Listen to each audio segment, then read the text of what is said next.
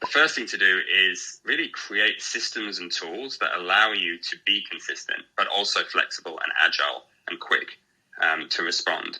Like at the end of the day, you have to be where your consumers are, especially when it comes to younger generations. And sometimes that means experimenting and being open to failure.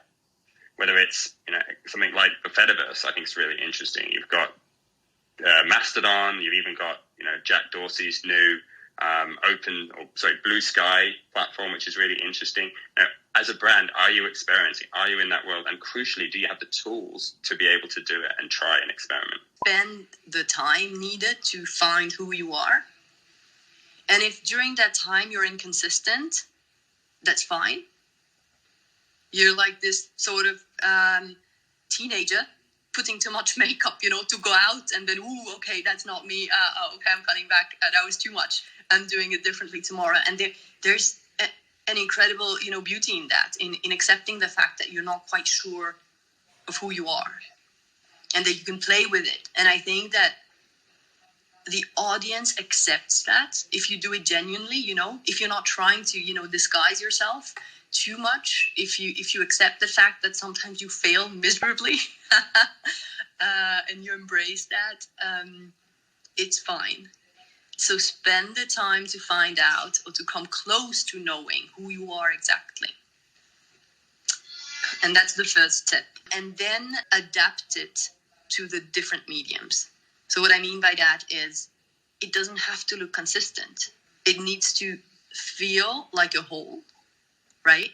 If you experience those different touch points, and it's incredible if you get to know a brand from different mediums, right? Different touch points. And each time you kind of find out, that's part of their character as well. Oh yeah, and that makes sense. And then you get these glimpses and these pieces. And in the end, depending on obviously the touch points that you've had, but in the end, you have your own view of the brand. And that's just great. We are not trying to appear as one brand in the same way everywhere. One of the common mistakes is to try to be consistent.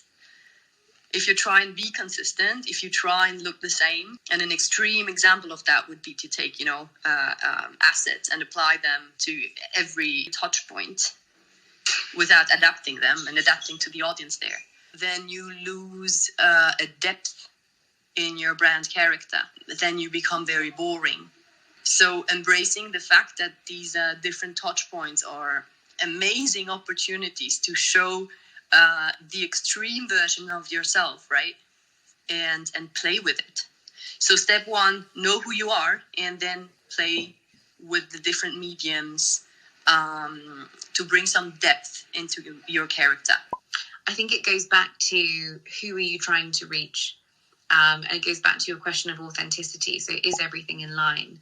So if you are Cortez and you are building a brand that is consistent and feels cohesive on media channels, do you need to be on TV? Do you need to be on radio? Probably not. You need to be on channels that are going to be relevant to your audience. I think brands need to focus on developing a strong strategy and messaging that can be adapted across all the multiple platforms or touch points that you have, and also prioritize creating high quality content that will resonate their target group and also be used on each different specific platform. I think it's very important to try to realize what you want to say and really have that one message that you're trying to get across these platforms, and not falling into the FOMO trap of trying to be everywhere for everyone. Like really be true to who you are as a brand, who you are trying to communicate to, and then realize you have to figure out from like what kind of budget you have to where can we be and where can we put out this message in a way that feels true and genuine. So not trying to be everywhere, really treat every platform with respect, not only shooting out stuff that's not good, because at the end of the day, it's just going to become noise if it's not good